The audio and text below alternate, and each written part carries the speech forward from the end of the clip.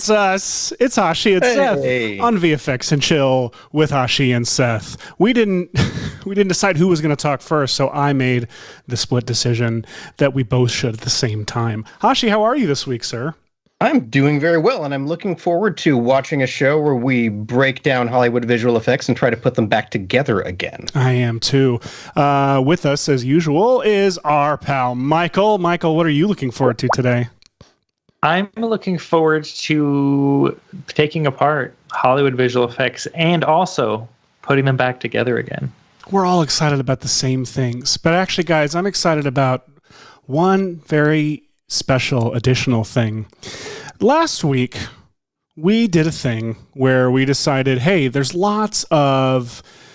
We watched the Jurassic World trailer and we're like, wow, this looks like several movies all crammed into one with dinosaurs in them. A big one was Mission Impossible. We thought there were several shots of Chris Pratt riding around on a motorcycle with raptors and stuff, and I had recommended... Jumping over rooftops, all those impossible-y things. And so my suggestion was, hey, why don't we put dinosaurs, why don't we take shots from Mission Impossible and the Bourne Identity and just put raptors into them? And Hashi, your interpretation was, no, not interpretation, but your suggestion was... We replace Tom Cruise with a Velociraptor in Mission Impossible 6. So please, everyone, enjoy the world premiere of our finished trailer. We normally finish the stuff after the show. Like, if we have to finish after the show, we put it on social media. This was so meaningful to us. It's so meaningful. This is one of, and I'm not joking when I say one of my favorite things I've ever been a part of. I don't think that I can overhype this enough. Just please enjoy one of our proudest moments, the premiere of our trailer for this movie that exists. You had a terrible choice to make in Berlin. One life over millions. Now the world is at risk. You don't understand what you're involved in. Please don't make me go through you.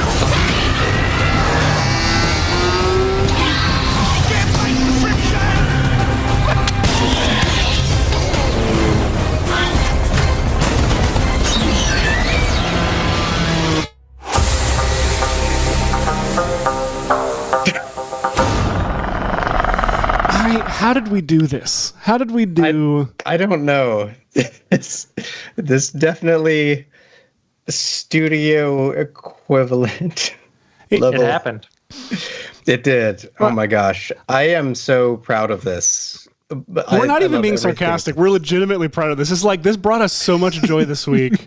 This did. Like this, the best way to bond with your friends is to replace a famous Hollywood actor with a Velociraptor in visual effect shots. And what I love is that we are actually doing a lot of really cool composite-y tricks. I mean, we rushed through the 20 whatever shots we had. And that title too, by the way. The title is amazing. It is amazing. Oh man, it was a lifelong dream to be able to implement Tom Cruise into the Jurassic World logo. Speaking of lifelong dreams, my absolute favorite. Go ahead, Hosh. Sorry. Well, no, I wasn't sure if it was going to happen or not, but we have a very special guest. We do. Seth, are they in the thing? They are in the thing here. Please welcome our special guest to the show. Welcome our great friend, Tom Mr. Cruise. How are you, sir? Welcome to the show. Oh, it's a privilege. Please call me Tom. Where are you now? Are you in California? Where are you? I'm in Tennessee. Hashi's in Canada. Oh, yeah. All over the place. But do you know what we're going to show you today? You don't? Okay, well. I can't wait, man. You had a terrible choice to make in Berlin. One life over millions. Now the world is at risk. That's fantastic. You don't understand what you're involved in. Is that... Please don't make me go through you.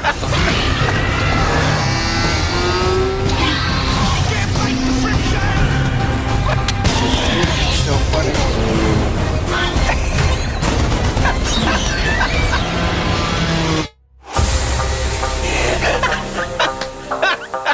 Oh my God. Please give me some water. Oh, God, thank you very much. Thank you. I hope we made you proud. Hey, you have a mug. Oh, he got the mug. Chill Nice mug. Oh my God, why hasn't anyone shown me that before? That is hilarious. Oh, I mean, it's new. We just made it. Just Just did it made this week. You can see when it's CG. You can see it. I mean, I mean, Yeah. sure. I mean, but it's think like that's it's an meant to be dumb. understatement, isn't it? Yeah, look. Pretty interesting. It was like, okay, wow. Okay. Well, Yeah, like I mean, we also love the logic of Makes like total sometimes sense. he's in a suit, That makes sometimes total he's sense. That's excellent. does. you're a good listener, Tom. That's incredible. Really good That is listener. absolutely incredible. Well, thank you. Team dynamic. The preparation for that. I mean, it's like, okay, wow. Oh, that's all intense. Seth. a lot of preparation. Oh. Absolutely. I mean, we're part of the Maxon training team. We love Yeah. to help others learn about visual effects and, you know, how to take on projects like this. So You are impressive, and what you've accomplished thus far is absolutely impressive. Absolutely thank you. engaging, incredibly informative, and I'm grateful to be here, and I'm grateful also to all these people out there that are helping people, and just want to thank you. Yeah. Maxon training team. All right. Well, speaking of training, we got a lot of other stuff to do. So we're going to let our friend go. Thank you, Tom. Thank you, 'Cause, Tom. yeah. So great. man. Oh, That was amazing. We got him. He just showed up. He's such a kind person. he's like you're the only person in the world when he's talking to you. It's amazing. Yeah. And I mean, there's only one person in the world who's talking to you. So this, I gotta say, I just have to point out some things. One more, I just gotta gush over some of our shots here real quick and just talk about that. I learned something about comedy this week, which is that if you one, all you ever have to replace is the head. That's the first thing I learned. Second thing I learned is that the reversal, the reaction shots are the funniest ones. These shots, I cannot stop laughing at shots of actors doing great work to a velociraptor. Deadpan serious. Yeah. Full emotion. And it adds this whole other dimension to this. This one especially is so good. She's so like emotional with the raptor. It's so good. And then the other one, I sent it to my brother. My brother was like, there is absolutely no reason why those motorcycle shots should look so legitimate, like as if we didn't do anything to them. Like, this is the movie I need and want now. Oh my God. And that one. Rame's holding a velociraptor back from roughing up someone in a hospital. Which one of you did this shot, by the way? Because Hashi. that light wrap looks so much like the actual light wrap in this scene. Like you did such a good job Oh my matching gosh, that. all super comp. It was so great. Why isn't this not the Super Comp hero video? I think we should just, without explanation or context, so. put this at the top of the website. Just this. Super comp. With the Super Comp logo over it. Oh, man. Oh my goodness. Oh, my So God. this was This one with the car you did, Hosh, with the... Because you animated zero, you put zero raptor animation, like head animation or anything. He's got a teeny bit of lip twitch, like is all that's going on here. And in the back, Henry Cavill is like, I could have said no. I could have opted out. I could have been the one driving. There were so many decisions I made. You that got led to this yourself moment. here. That I now regret. I just want the whole car chase sequence of this where the raptor's head never moves and it's just Muppet arms. Like, you know, God. By the way, I saw in the chat, Simon asked if the raptor breaks his ankle, and it does, right, Hosh? It does, but so you have to put it down, but it's a clone. It's a clone. Right. It's a clone. It's not a real raptor. It's just a cloned raptor. Jeez, people get so attached to your CGI clones. This one I hand animated the raptor. I took I'm forgetting who made this amazing model of Blue. We mentioned it last week, but I took his rig and custom animated the scream because I knew it. With the tongue and everything. It's so wide. Yes. I think it was one of those things where it's like the result of like two keyframes, but then you lock the second keyframe, and so it tries to like smooth it out so it goes even extra wide in the middle here. And Seth, you called it that this shot would work. I didn't know well if it with would this work. Indominus shot. I can't believe how it just slugged right in there. I think it works well because of your animation of the raptor, because the mouth is getting wider and wider and it's doing the shake and the tongue. He's in. Yes, it is like he thinks he's going to win this. Like he thinks he's going to come out of this victorious. Oh my gosh. But instead, the audience wins, really. Yep, the audience. And we tried out a bunch of different titles. Mission Impossible, Fallout Kingdom, Jurassic Impossible, Mishrassic, and in the end, simplicity was our... In the end, just like Stu Maschwitz has always told us about products and everything, say exactly what it does on the tin, and that's what this does on the tin. Oh my goodness. Well, thank you all so much for joining us today. I know that was... That was it. That's very the show. strange. No, it's not. Hey, what do you want to do today, of- Hush? Speaking of strange, yay, you found it. And I've destroyed the momentum of it. I feel. As you might have seen from our absurd thumbnail this week, Seth and I are going to take a look at some of the effects that we saw in the Multiverse of Madness trailer. So, Yes, sir. Let me yeah. see if I can get this thing Oh yeah, there we go. Look at right this. size. So yeah, this is a fun little trailer. It is. I have still not seen No Way Home? Yeah. Is that the last? No Way Home. Yes Way, No Way Yeah, Home. I haven't seen it either. It's great, Ugh. guys. I'm So- sure it's so I don't- unspoiled completely still for you. Perfect. So I love there's it. You get no idea what this will be about based on this, but there are lots of really cool, effecty moments in here. Like a ton. Like I think the other day when we were talking about what could we do in the show, and we pulled up this trailer where we're like, oh wait, this is like 8 episodes. There's so much stuff in this, especially as we get toward the end here. Like this is cool. Let's just say what's cool that we see. That's cool. Cool. That's cool. Cool. Kind of Neat. cool. Really cool. I mean, walking in a room, do that. Actually, we never do that. We're sitting.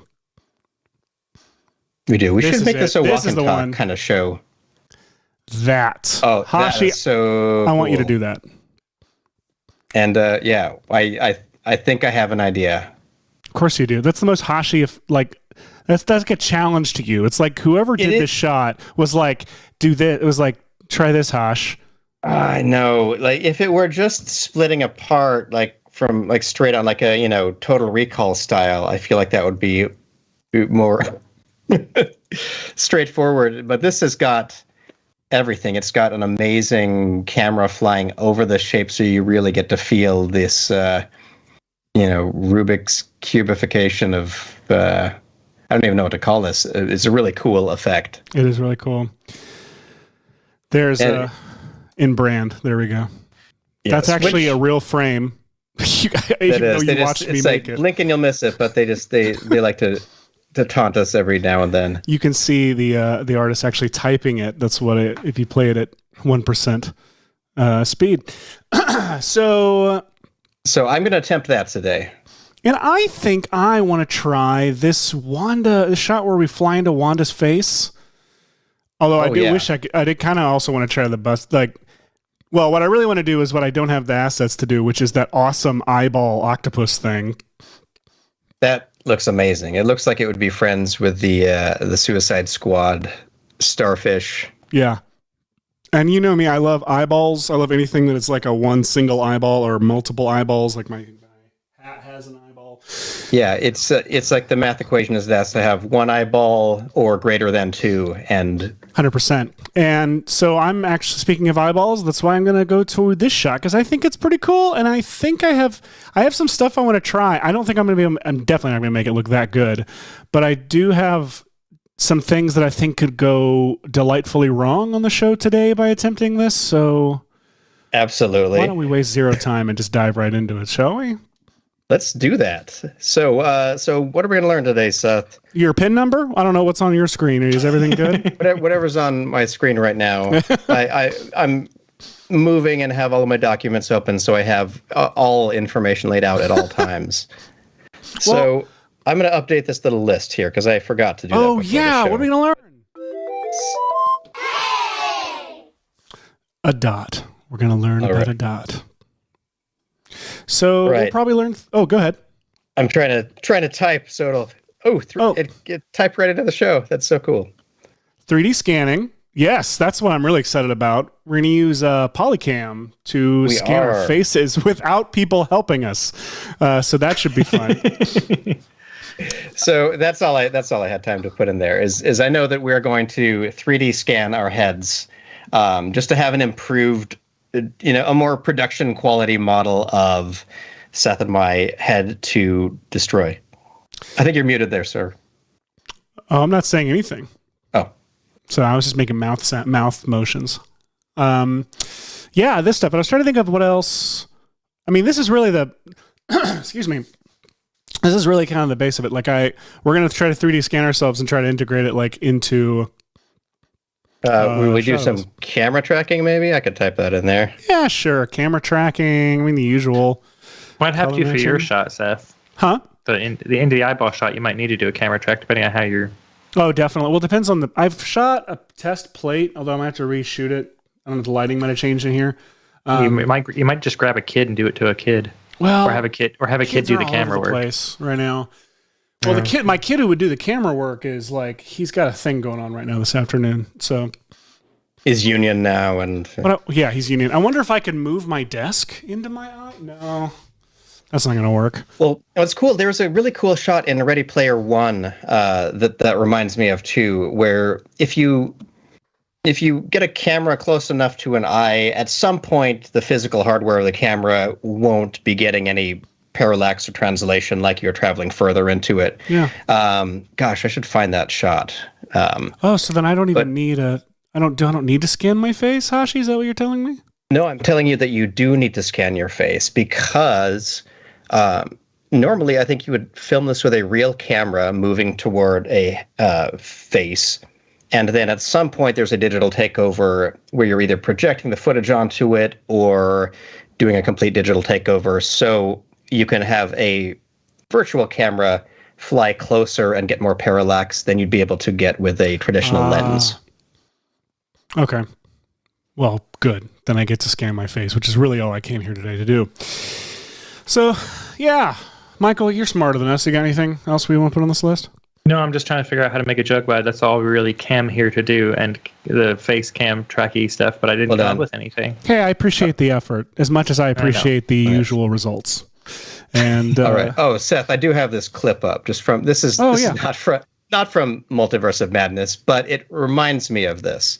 From the Ready Player One trailer, there's this really cool moment where they let the camera it's such a good shot. Zoom right into here, and obviously it starts off as a real shot, like this is quite clearly an actor working, but then once the camera starts to do this, you've got to think about you couldn't fit here. It's practically between the eyelashes at this point, which is really cool. Just no camera can possibly. Well, and I'm really curious about the transition point, like how I've never really learned a go-to process that like a compositor or whoever's job in the pipeline that falls to how and when they'll do it, the transition. Like part of me like is like, would they just keep him digital throughout here, or like? I mean, whether it's the VFX soup or if it's the way Spielberg blocks out stuff because he's clever. So we've got a real actor, and then a super. You son of a bitch. Look at that. That's all it. Digital now. 100% digital now.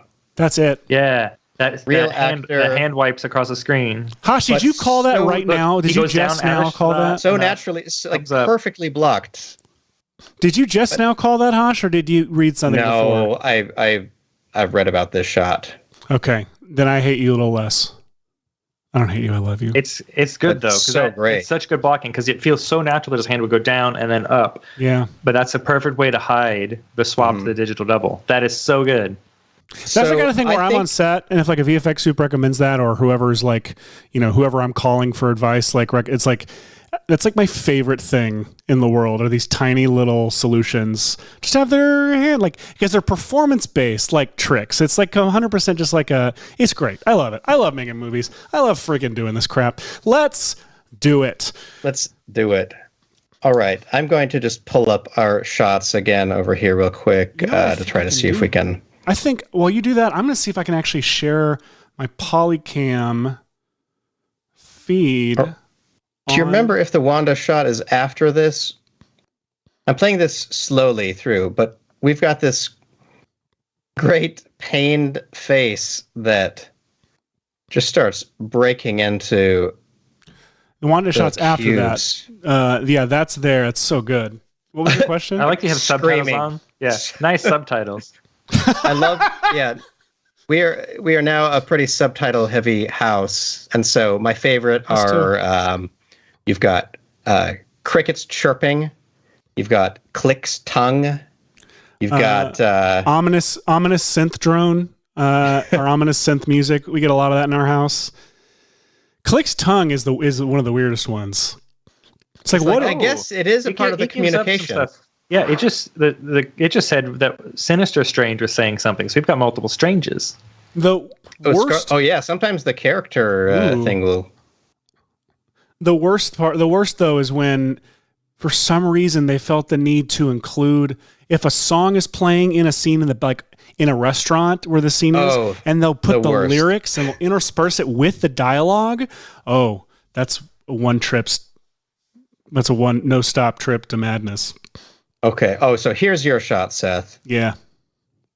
So I think it's just 3D all around. There's no place to transition.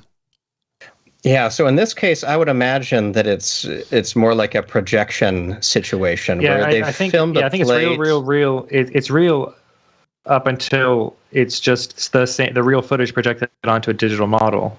And I kind of think that only her face is real. I think the same. body is entirely CG. I agree. And then, I mean, the face might as well be CG because I bet that by here we're just looking at projected. Yeah, well, there's a clean line on the cut, like on her face cut. Mm-hmm. And so if you go up close where we can see both her eyes, as we get closer, resolution drops half on the of right. Her face could be digital. Yeah. Resolution So this is maybe projected, and this is some projection, but some digital blood, and the eye is a completely new model. So I need a big face scar for this, right? Yes, you'll need a big face scar that divides your head cleanly in half. Okay, done. I'm just bleeding the whole show.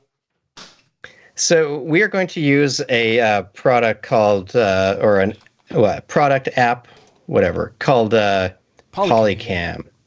I was trying to find their website is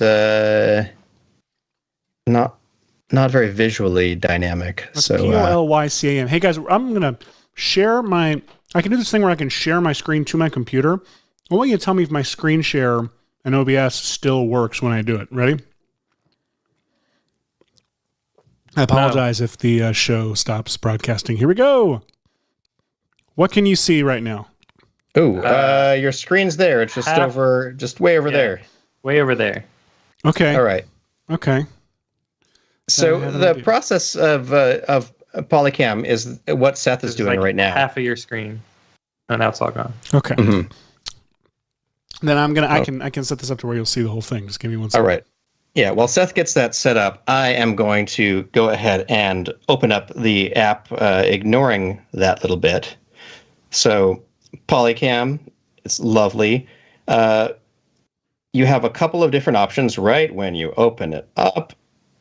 I'm just going to press this plus button. Let's do this while you're doing that. I'm going to try to capture my face in a slight pose of terror.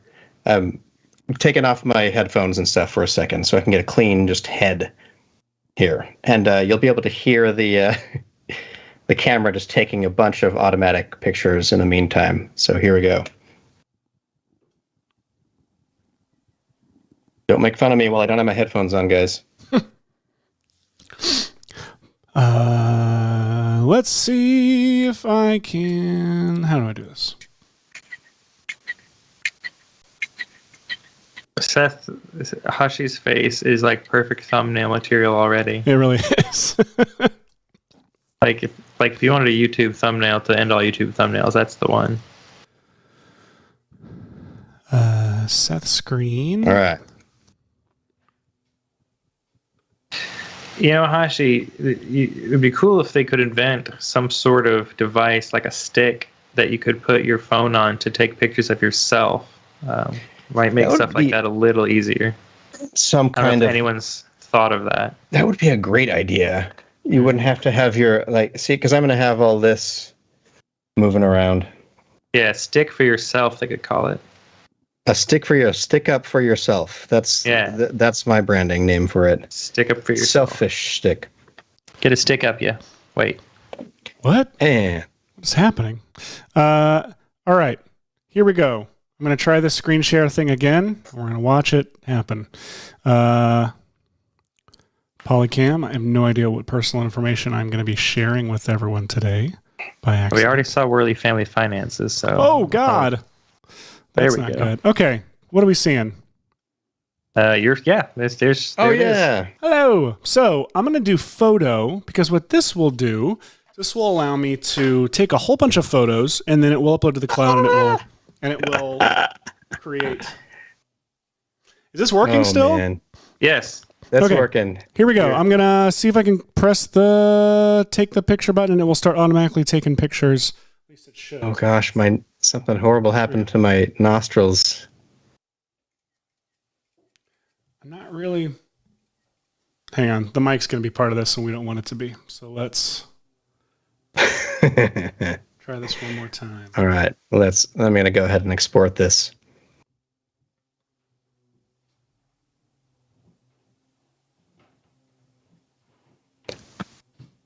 Don't you love how our show starts off with this energy fueled? 9 photos, 10 photos, 11 photos, 12. Taking a lot of photos. Well, still don't laugh. You'd have to redo it. 23. I can talk while Nice. it's looking right here. Nice Ooh, logo. Clever.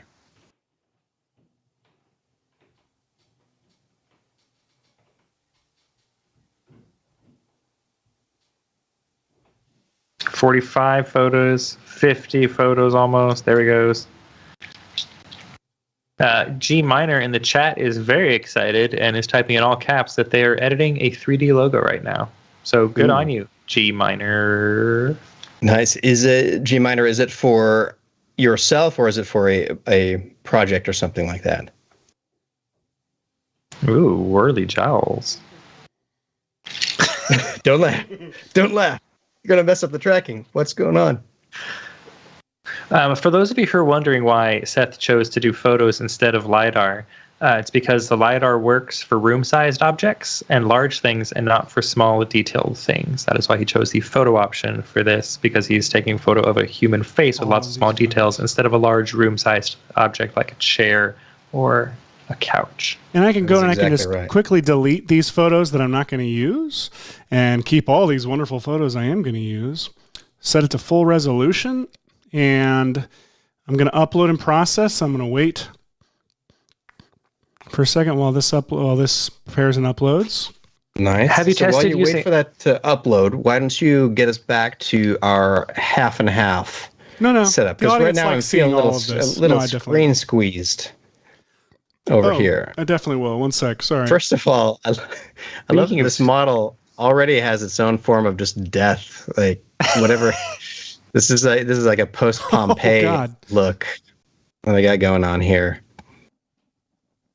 All right, so the first thing I'm going to do, just so I don't have to look at this, is open up the material manager, go to my material that came in, and I'll tell the viewport to just do no scaling on my texture preview right here. And that'll be a little better to begin with. Oh, yeah. I'm going to disable the reflectance so I can just see. a straightforward face. I don't really need any kind of additional maps on here. No. Oh man, he's so bumpy. That thing, when you orbit it, it's incredibly funny to me. When you get up close and just It's supposed to be an improvement on our previous things. It really does look like a Walking Dead zombie. Yes, David Fairchild. Oh, G Miner asks, how much is Poly 3D the Polycam app? Oh, great question. I got it a while ago. I don't remember. Look it up in the App Store. There are a couple different purchase things. You can do like you can start with a 7-day trial or something like that, and then you can do a month or a year, and a month is like 12 or $13, and a year is 60 or something like that, and you can get all sorts of do as many captures as you want and do a bunch of exports in different formats. So that's what I'm kind of after. I'm going to turn off my side real quick so I can share my screen with my screen again, so I can use my monitor as a monitor for my plate that I'm going to shoot of myself. All Lovely. right. I am going to go ahead and switch to point mode and turn on my lasso and just start deleting. I love that I'm like, look at this. Look at this weird situation back here. Yeah, you got a face in your back, like Voldemort. Or Squirrel, I mean. There we are. Can't get those Squirrel. details wrong. Professor Quirrell, I mean. Frigby Chillweather, who sounds like a character from Harry Potter, says, that Hashi on the screen there has seen things you couldn't imagine. You couldn't imagine what I looked at. The arc is I think what happened here. Now, this is all looking a little bit bizarre, so I'm going to go to my color settings and try to figure out why my material is doing this. Let me grab my all of my polygons and see which direction we feel like we're facing. Okay, so they are... And if you too want to look like you've looked into the arc, there is a face melting template that Hashi has made for you that is free, and you could download it at the link Red Giant just posted in the chat. Oh, please go melt your Go melt the faces face. and share them. Hashtag It's free. VFX and chill. Assuming you have particular. I was just turning on the polygon normals to make sure that I was feeling all normal. I like this. Look at this. Oh, that's a good Corn look. puff, Hosh. That's a good look. It is. That's I'm just goofing off right now with this model, but I am going to start trying to make it look a little bit better. So let's click to point mode, and let's go to mesh brushes. I'm going to grab this. Maybe we'll start with a grab brush. And whoops. Plastic surgery. Oh, I can see something happening right now. Oh, And this is a symptom of Yeah. first of all, this is a cool scene in the Poltergeist, but it's also a well I'm so sorry, children. wow. Kill me. It's just... What's interesting is the Undo pieces that. you've moved, the texture seems... Anyway, you think you need to hit UO, Hashi. Undo that and hit UO on your keyboard. No, don't move your mouse.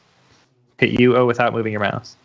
Hey, do you guys have a favorite And 360? see if it changes now when you pull. Yeah, see? Hey. There we go. This What Cinema 4D has a bunch of commands that you access by hitting one key to pull up a menu list of commands and then a second key. So it gives you a ton more keyboard shortcuts. So U pulls up a huge menu, which Hashi can demonstrate now by hitting U. Hashi, hit it U. And O is a command for optimize. And what that does is it tries to optimize the mesh. It removes any unattached points, and depending on what options you set, it'll weld points together that are right next to each other. So in this case, he had points that were right on top of each other, but were detached. So hitting UO welds those points together and gives you a much more smooth Hashi face. exactly. Hey, do you guys have a favorite 360 camera app for doing? And I love if the chat has any recommendations for shooting like An HDRI? Yeah. There's one I think that just called like 360 or something like that. And it's really old and has like an iOS 4 interface. It might be really old. I used to use something like like it was like Microsoft Synth something. Microsoft Ominous Synth Drone.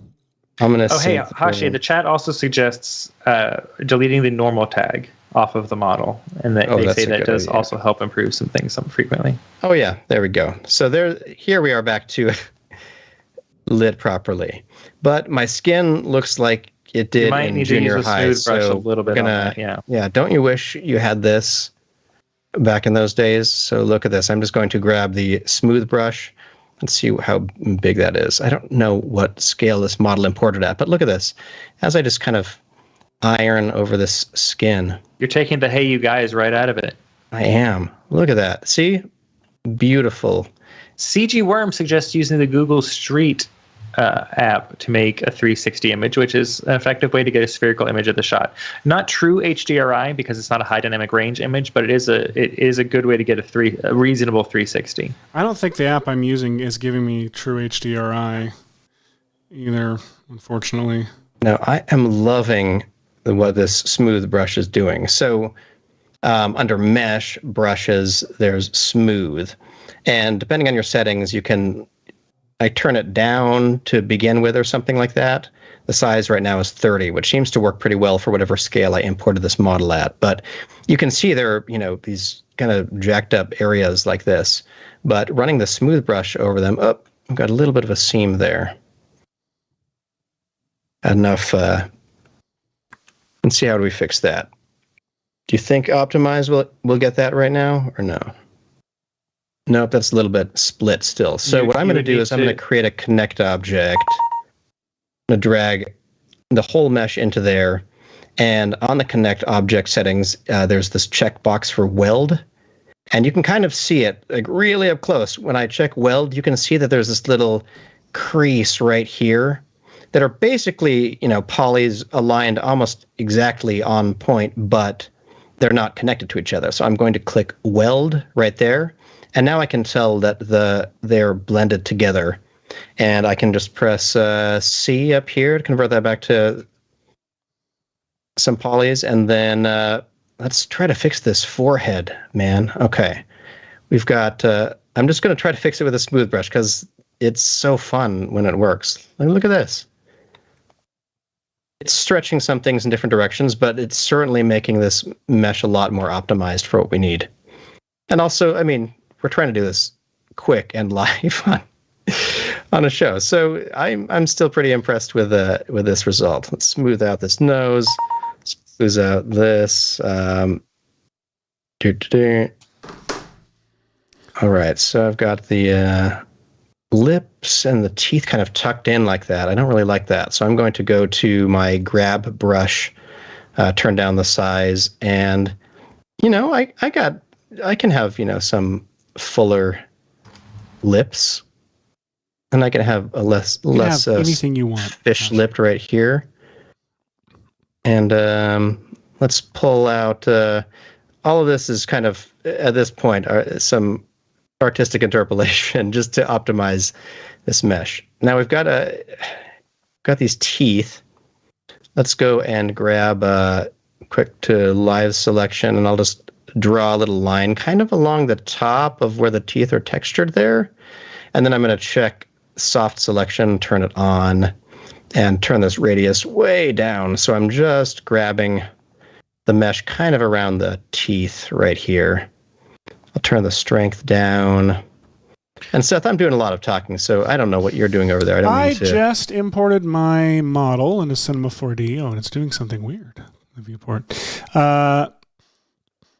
And I took a 360 with this old 360 app that I have that I'm going to try to use for some environment lighting. I shot a plate. I attempted to shoot a plate with my camera. We're just going to see how this all comes together. I don't know if there's anything. It's looking pretty cool. That looks like a ceramic sculpture, Seth. It looks like the raw data you'd get out of a, if you went to one of those real scanning stations. Like it looks like a Cinefix ad. Yes, for character scanning in 2002. So I wonder if I can do one more polycam, but like closer of my eyes to get a really high res. Ooh, that's a good idea. Version of my eye. Cody in the chat. Hashi is not Canadian. He's actually from Uganda. He just moved to Canada recently. One of those things is true.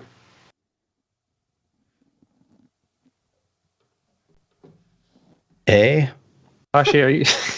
You've got to practice that, man. Hey, I'm David a Canadian. Fairchild says that your scan, Seth, looks like you have dioxin poisoning. So go ahead and Google that, everyone.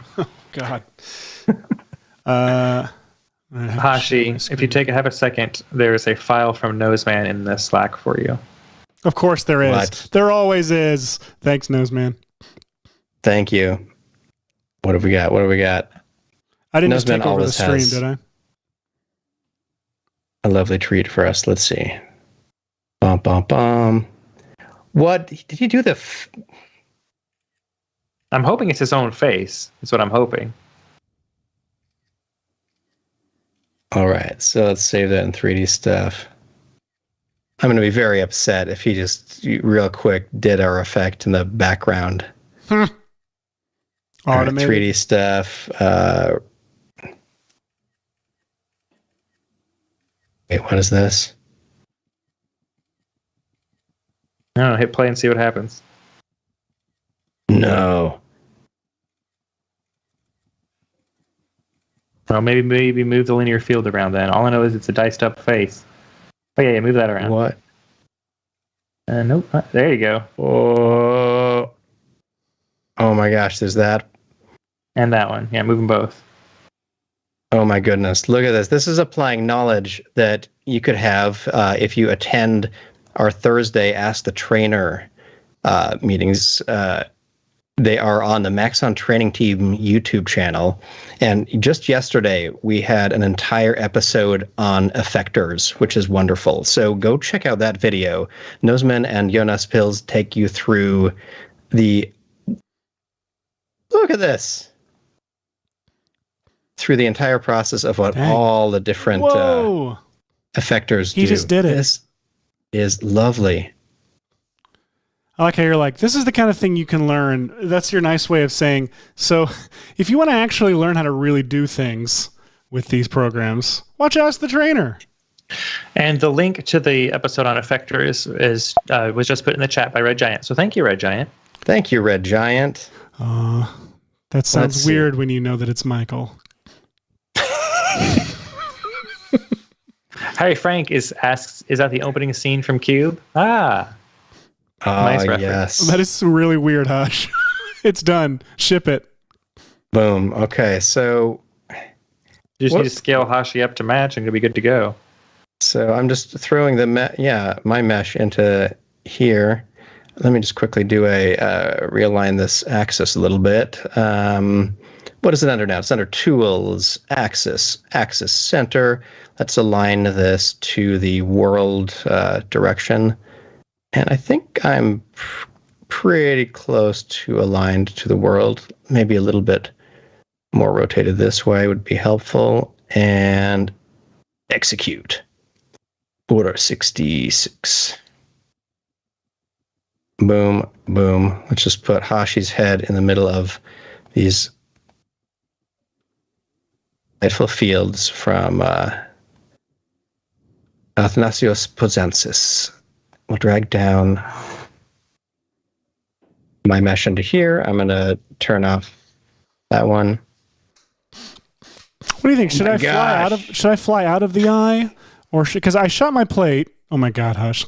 I shot my plate in reverse so I could get the accuracy, like the aim of the eye, better at the end. That's a really good pro tip, by the way, for if you ever need your camera to land on something specifically, film it backwards. But now I'm wondering, should I just make it a shot where we fly out of my eye?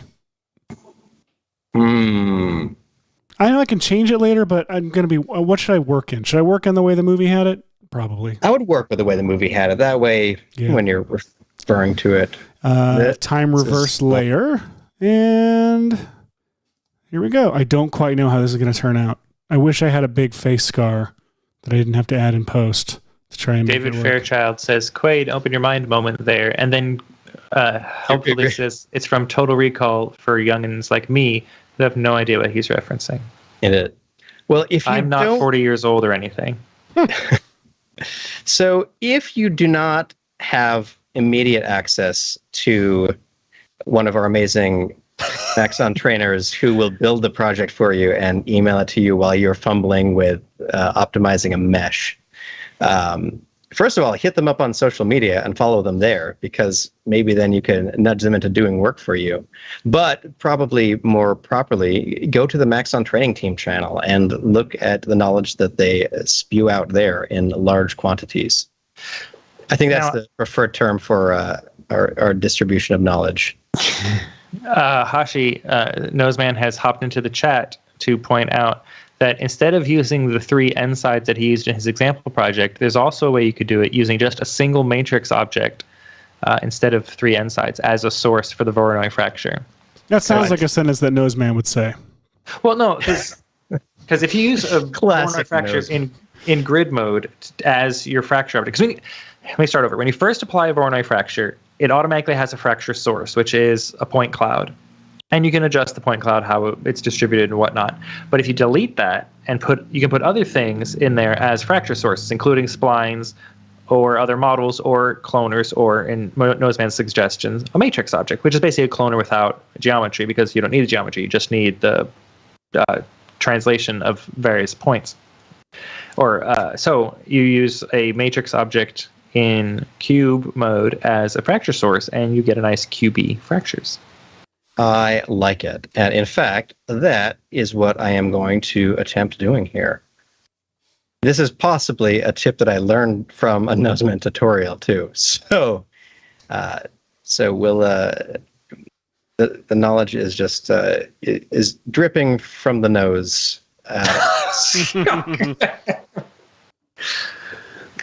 Good Lord.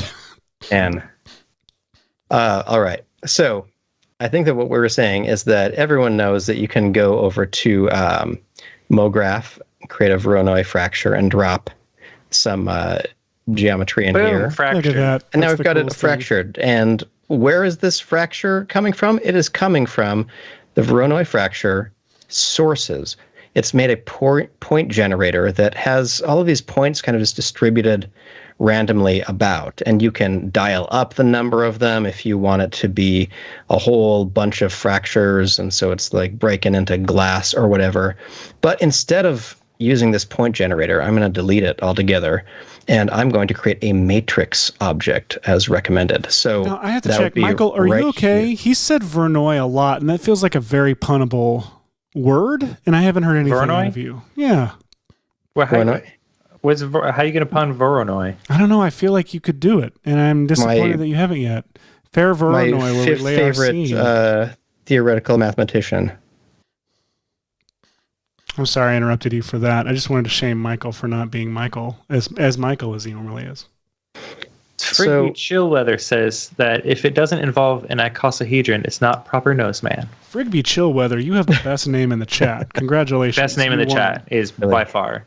Congrats. Where's our drop for best name in the chat? So I have scaled this matrix object up like this.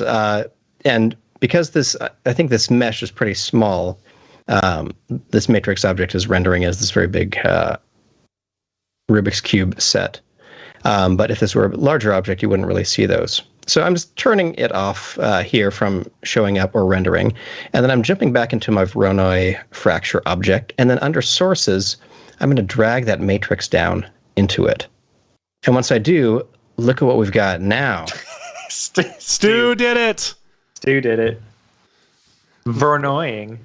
Am I right? Pulled through for And us. Sigma Daddy wants to know what system specs you guys are using and says the Voronoi fracture looks quite powerful. It's actually not as computationally intensive as it looks. It runs pretty quick even on crappy systems. But I want that statue in my office, though. That, with that colorway, everything Yes. about it. that's a great Hashi statue. I like it. So let me just Hashu? hashtag hash stat, whatever. Who's ready for one of my favorite visuals, which is when you are trying to track a face, so you use After Effects as face tracking, mask tracking to isolate your face, pre-comp it, and then track it and get tracking markers all over it, and it just looks like a weird nightmare, which you can see more of these nightmares like this in our face filters in After Effects episode that we did. But I'm doing this so that I can make sure my face is being tracked and not the background, because I'm a human and I may have moved a little differently than the camera tracker would expect me to. It's beautiful. So, all right. I'm scaling down my matrix object and trying to just get the rough number of, squares that are appearing in that Doctor Strange moment. I can't remember. Let's see, do I still have it pulled up? Let's see. So in their case, we've got, I feel like there was some weird stuff happening with, like, some of him is turning to stone as it happens. Yeah, it looked like that. Like, okay, so we've got, what notably they've done is they've kept the eyes kind of together, which is nice. And then, look, as these pieces fleck away, they're turning into, it's not bad. like, it looks like, like quarried stone from the Getty Center or something. So I'm going to try to find a good placement of this matrix object. As I drag it around, you'll see the Voronoi updates just a moment later. And somewhere we'll find a nice alignment of these cubes, so I can have one eye on one cube, one eye on the other, and these other pieces of the face just kind of like that. That's pretty good. Netflix this year. That does look pretty good. Real quick, can I tell a funny Getty Museum story? Please do. My son went on a field trip there when he was in the younger ages of elementary school, when we were in LA. And he came home and he was just appalled. He was like, and he said this as he was like, we were like, how was the Getty Museum? He was like, it was fine. And he like looked around and he leaned in. He was like, there's so many statues of naked people, just like naked people. Like, he could not understand how they were like, it made me happy. It's like, they're all naked. None of them. He kept coming back to it. It was very funny. Come on. We watched Fern Gully yesterday for the first time, people. Just to like, with the kids, and Sophia was very incensed that they're like, you're not going to put any clothes on this girl fairy? Like, come on, like, a man wrote this. Oh, Sophia. I love her so much. So we'll watch Avatar and Dances with Wolves next. Oh, look at this creep, guys. Oh, what a wow. What a beardly creep. Why is he so gross and bumpy? Oreo. This isn't your morning routine. Yeah, this is. You need some moisturizer. Was that where I get rid of the normal? Somebody say the normal. Well, I don't have any normal. But you don't have that in Element. That is a Cinema 4D issue. I'm really obsessing over the placement of my cubes. Yeah, you had it decent a minute ago. Now you've screwed it. Let's see if we can undo hike back to that. Meanwhile, stage. Hashi Oreo says if you use the comma and period key while YouTube video is paused, you can go frame by frame, which sounds like it might be handy. Oh. Jesse Rogers notices that Dr. Strange's hair stays pristine because the animator's like, nope, not doing this fracturing thing on the hair. Thank you. Well, yeah, no thanks. Well, too bad, because I'm going to. And I don't. David Fairchild says, I'm going to answer you in the chat, David Fairchild. It's a family show, David Fairchild. All right. So I'm going to go to my Voronoi fracture, and I'm going to go ahead and say, let's see here, selections. When I create this, I'm going to check a little box because I want the outside faces and the inside faces to have their own selection tags, so I can put a different texture on the inside of all these lovely cubes. I'm going to go to the object here, and I'm going to uncheck colorized fragments. And I think I should save this, first of all, would be really cool. Let's save this as Hashi head. All right, I'm going to save this one while everything is still in the Voronoi, and then I'm going to increment and save. Control or Command Alt S. Increment and save is one of my favorite commands. I use it all the time in both Cinema 4D and After Effects. And life. I wish, man. Let's see. Do I need to check Seth, optimize you can put a and tiny close? Seth in your eye. I could just keep looping. Oh yeah, we need a looping. Just into Seth's. I look like Castaway Tom Hanks before he hit the island. Like, I'm trying to. No, what is it I look like? Like, Wow, look at that! Look at this bizarreness. Captain See, like Phillips. already we've achieved a multiverse of madness. I can't even remember what it's called. All right, I so like the plastic surgery you did in your lips, so that's probably my favorite part. Your lip plastic surgery is on point. Me or Hosh? Hosh, he's the one who was trying to plump his lips up earlier. oh, I just want full lips, like my youth. Let's press. You know, if we did the show 2 years ago, I would have been able to send you a free sample of the lip plumper my spouse used to make. He used to make organic face and candles and face products. He had an organic Well, lip what's plumper. stopping him now? Yeah. Children. I'm dying over here. Oh, We have children, and we do Fair, not that's have a good time to run a little excuse. shop anymore. very good excuse for most things. Little shop of lip pump. Nope. But why am I not muted? All right, wait. Before I go ahead and I want to bake this, but I also want to. Let's see. What have we got here? If I play this, I should let me throw just a physics tag on there real quick, just so I can see what happens. First of all, I would need a floor or something that would just fall off, right? Oh yeah.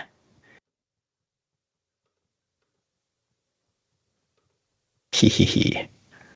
Ow. Flawless. Check out that Done. the difference between these two eyes. Can you tell which one is real? I can't. Yeah, you do. I've also created by Gosh, that's accident quite an amazing frame. absolutely wonderful. I kind of like that I'm like trapped inside my own fragmented body here. Minted. I don't know what I did. Gas fees. Why is that happening? To be honest, I don't know. Okay, so optimize, close holds, and now I want to apply a texture to the inside faces of all of this stuff. And I don't remember how to do that. I don't remember if I can do that up here or not. Oh, you just make whatever texture you want, and then tell that texture to use the selection tag of inside faces. Wait, so if I So add just make a red texture just so you can see it, like bright red, brighter. boom, right. Yeah, like bright red. All right. Okay, just so you can see it, and apply it to your mesh, Mm-hmm. and then use the inside faces in see the selection section right there. Yeah, drag the inside faces to there. Oops. Drag that down. There. Oh, wrong one. And inside faces. Yeah. And on this one, You shouldn't need to do anything. that one shouldn't need anything. Great.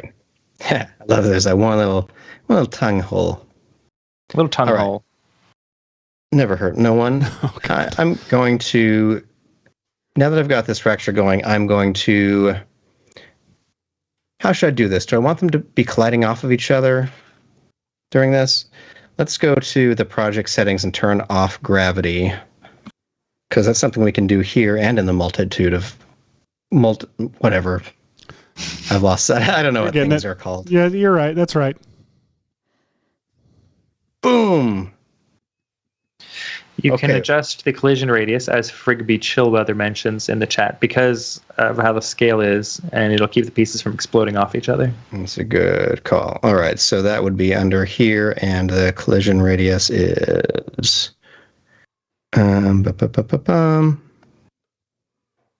Try size increment. Ooh, is it an animal?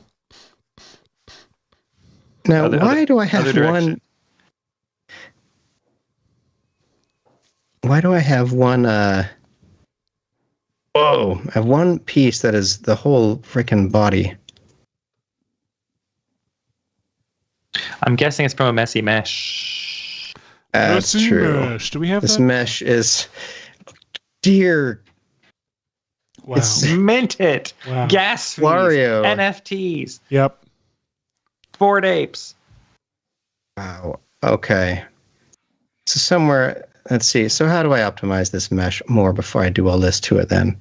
Let's see. Well, first, I love that this looks a little bit like a hand. All right. This is weird. I don't know what to do with this. This is its own kind of... Maybe it's this giant mesh hole. Let's go ahead and go to poly mode and I have plans for what to do with mine, but right now I can't stop looking at this incredibly weird, upsetting thing, which is just I think it's paper mache beautiful, man. me. I don't know why this is so hypnotizing. Now, what am I looking to do? I'm trying to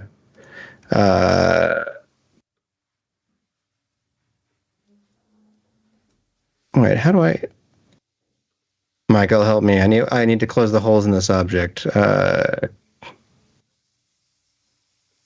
thought it was just something right here. Close polygon hole. Do you have polygon holes? Right here. I got this Oh. the bottom here and this whole back piece. Which it's being optimized and closed by the Voronoi, but it is a closed polygon hole object, but I think that mesh is gonna, because you've got that massive polygons and yucky. tiny polygons all together. I'm not sure you can easily bridge that. because when it's in here and I have optimized and closed holes, it is doing some of that work. Like it's trying to see, there we go. Like it's trying to patch that up, but that wasn't enough for it to become a bunch of solid cubes for whatever reason. Maybe my matrix object is not... There's a grid. How do I... Can I change the size of my matrix preview things? Yes. Where? Go to transform tab. Mm-hmm. Make it 0.1 on scale.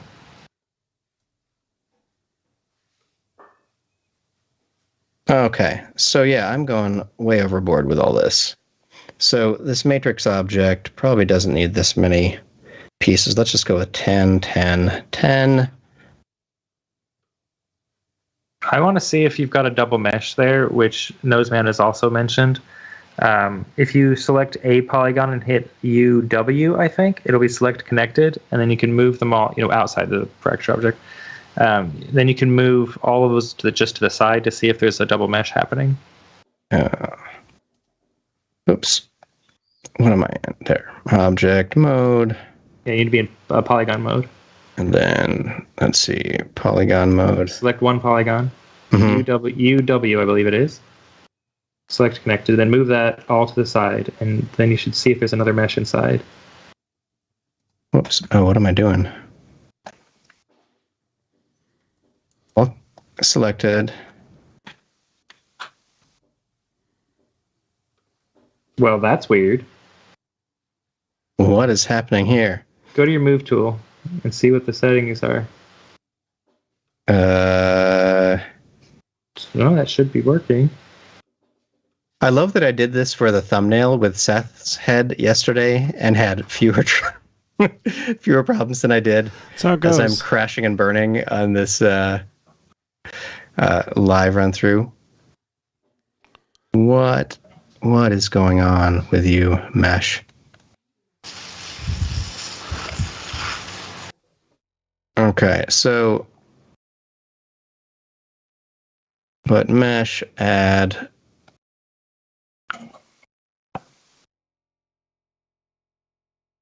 why would I not be allowed to move it? No idea. to use the close polygon hole thing? Select no.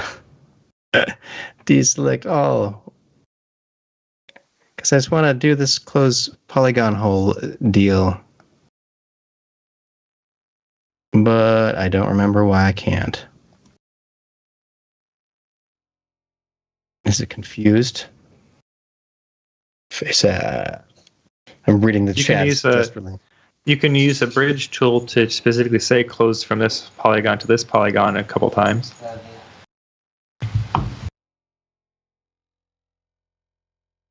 What is that delightful sound? All these ghost points.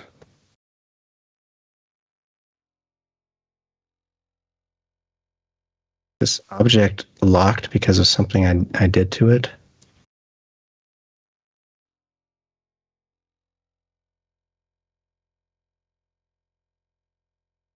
What have I done? I've done something that breaks something.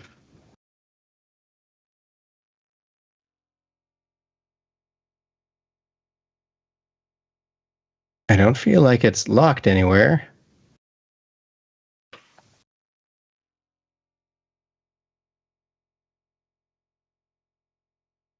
I've just come to a complete dead standstill. What are you doing over there, Seth? Oh, so yeah, I didn't feel like I ever had anything worth like interrupting you, even though I did a few times to like get into. But I have these two scans of my face. I have, and they're both problematic. This is the one that's like my whole head, and then I have this one that is closer up of my face that actually it's got more detail for up close to my eye. It's still not show ready, but it's there for the experiment. I'm just kind of so I'm lining it up with the element I currently have, the model I currently have in here to see if I can. So here, I'll just leave this one on, hit OK, and see how it tracks onto the. Oh God! Oh no! Well, these all would make great horror movie effects. This is like Hannibal Lecter or like 800%. Look at this. All right, so I think I just quickly copied the mesh to a new comp without the Voronoi fracture, and I'm guessing that because I had moved it into the Voronoi, realm somehow, that it's been trying to. It got locked somewhere between taking it. Like bring it in and out of that space a bunch. So I'm going to go over here and use the close polygon hole tool separately. And I don't know if there are others. So I'll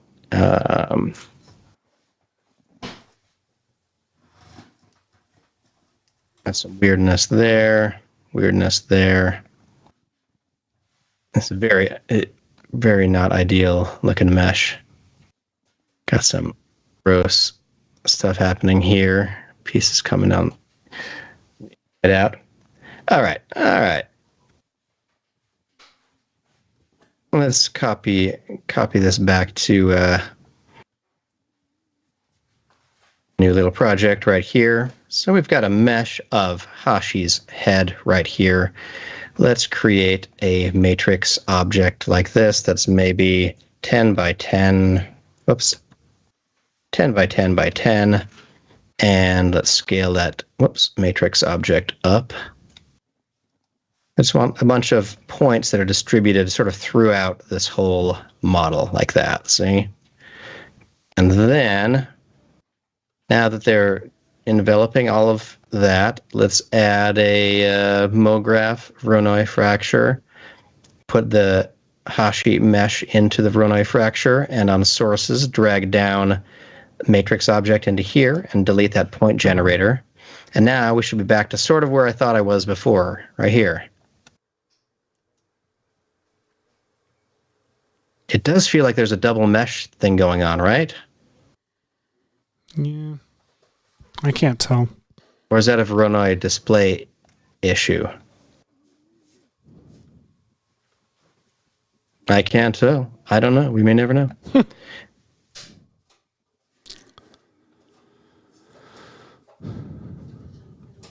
Let's align this matrix object so it looks a little bit better. Each of the eyes get to be on their own cube. Oops, let's move this up a little bit. Did you connect object weld stuff yet? Because might need to make a wider. I don't know. It's you have to have double mesh going on. That's 100% double mesh artifact issues. Where it's flashing like that. Seth, your eye. My eye. All right, so I'll throw it into a connect object, and I'll dial up the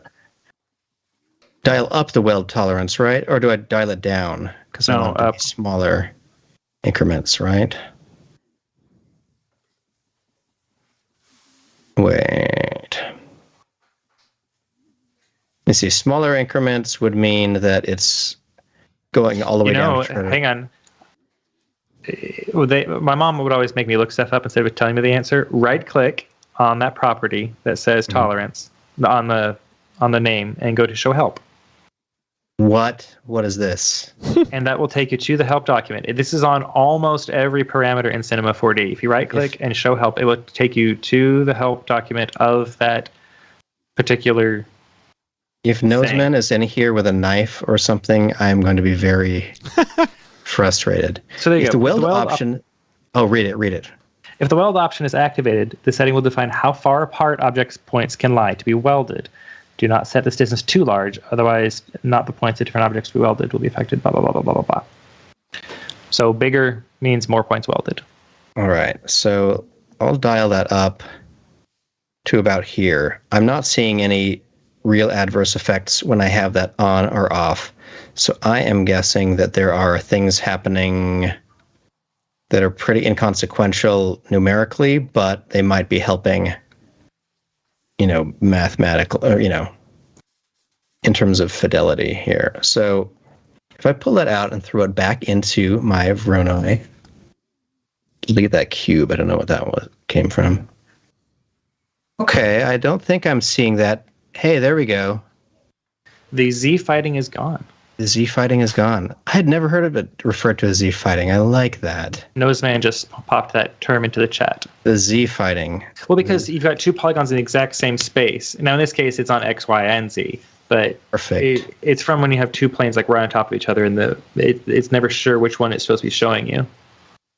I do love that all of our viewers right now could be aware that during, our initial setup and smoothing out of the... Oh, what did I do? Got it back. Nope, there's your Z fighting again. So was it a matrix object size issue? That means we're just going to go with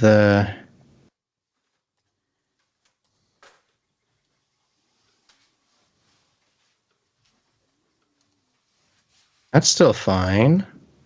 I don't know what I did. It's a weird delicate balance. Don't know why.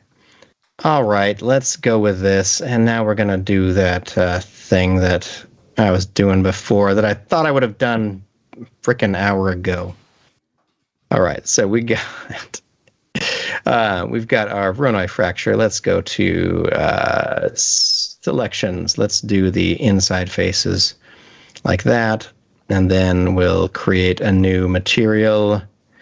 That's just sort of a boring I color. don't know who this Frigby Chill other person is, but they need to be in our chat more often. They've got fun stuff to say today. I like that. Probably Ryan Reynolds. Probably.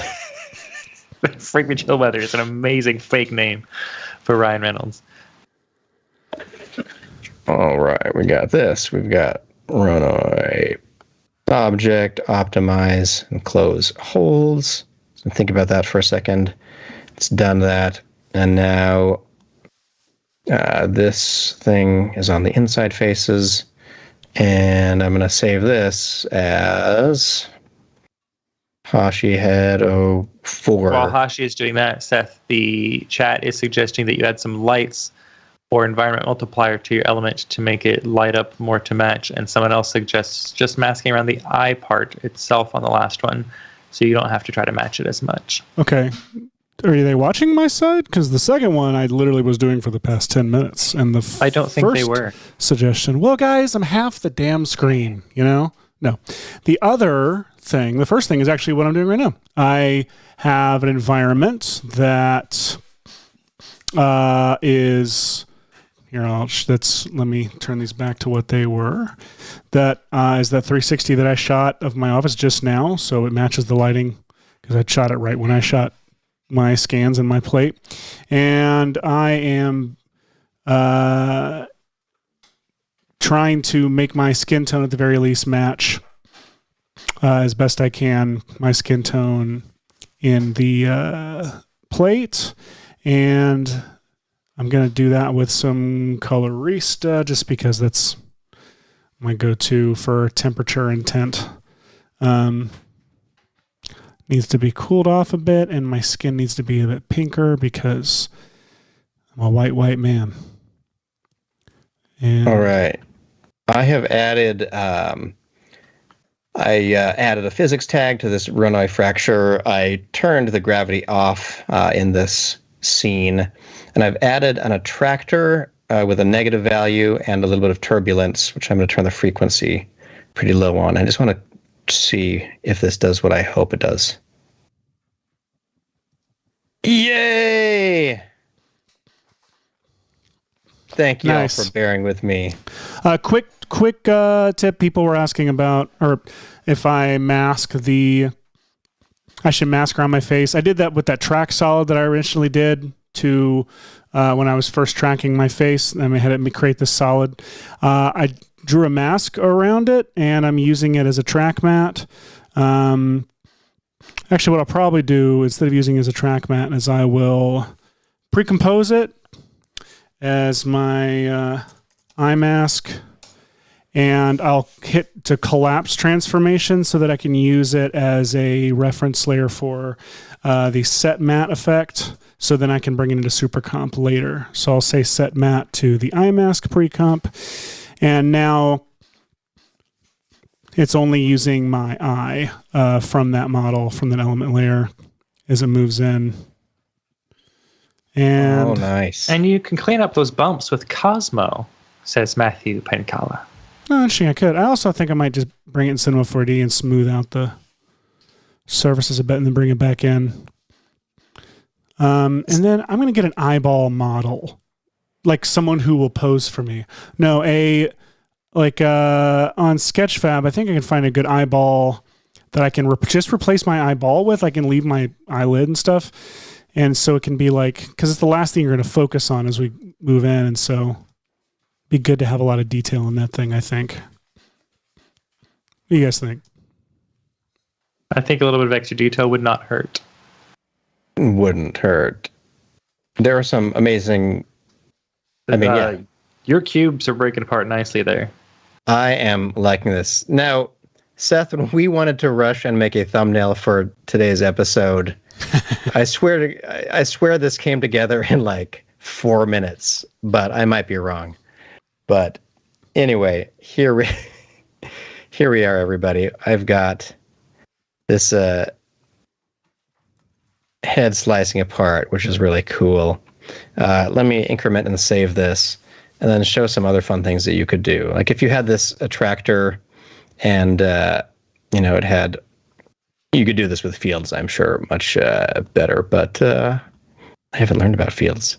I could maybe animate, like add some keyframes so the attractor starts way up high and then dips down low, and then maybe now I'll get a total recall moment. Let's see.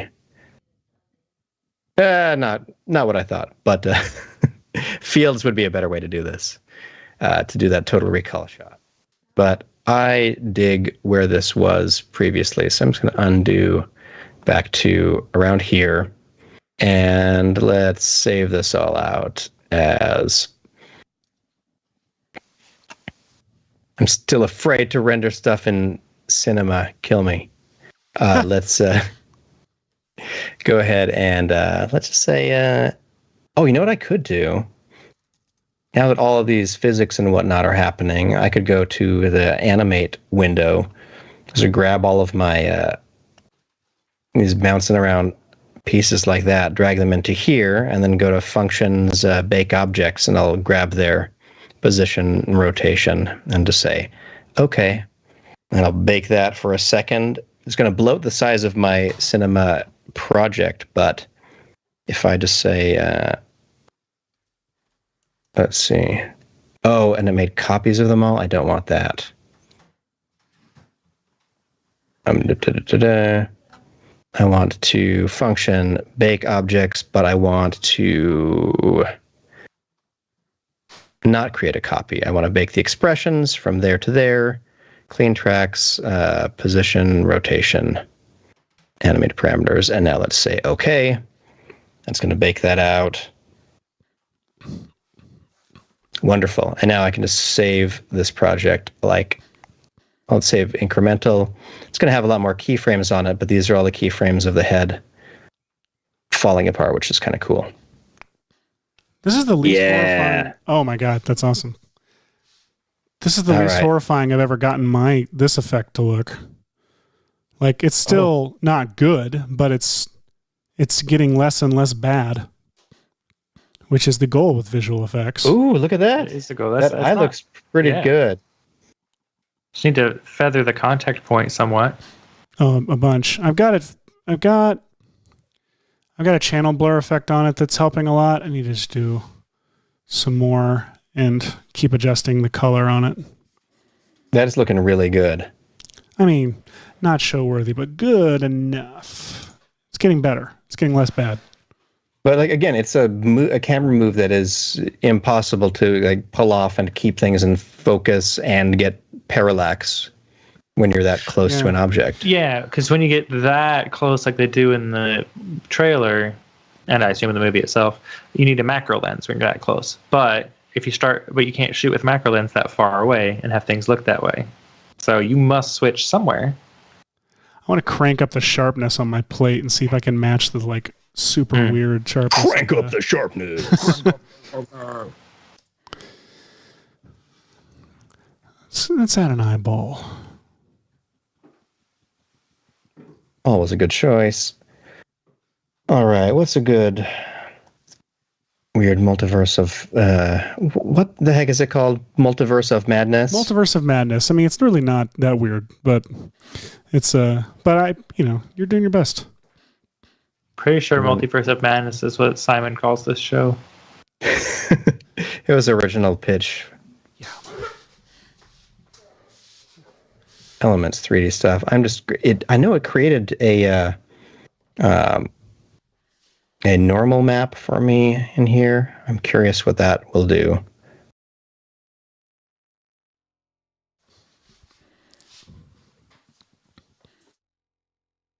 The normal map, of course, brought back all of the stuff that I unsmoothed because that was from the original scan. I didn't. I don't want that. Yeah, that's okay. Let's get rid of that. I'm gonna interpolate this with the auto normals here, so I can set the threshold up higher and maybe smooth out this mesh a teeny bit. That's a little bit smoother-ish. And then for this interior texture, let's just so it's not gross like when we did Michael's birthday cake, which was remarkably similar to this process too. And that again, like happened in like 10 minutes. And for whatever reason today, I couldn't make it happen. Your problem was the double mesh issue. That's what took so long. It confused the heck out of me. I didn't like that. Stone fungus. Huh? I think that seems appropriate. So let's just go ahead and say, okay. The chat is on point today. Matthew says, remember, Seth, it only has to look real with unrealistic amounts of motion blur, not without. My kind of guy. Hey, I think it's done. There we go. Perfect. This is our Total Recall episode, basically. Just all the way through. Make it bigger, then you can mint it. Gas fees, NFTs, shill. Create. Let's do that. Speaking of... Oh, it's creepy. This is creepy as hell. We got to go wide and see the other eye while I do it. Yes.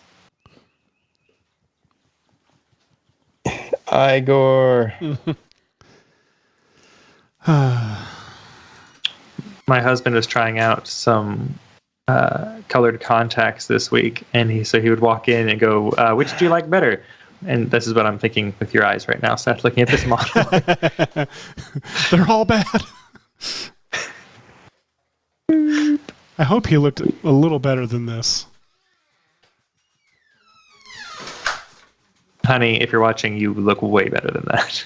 I'm going to assume you're talking to me. Yes. Turn on a bit of that.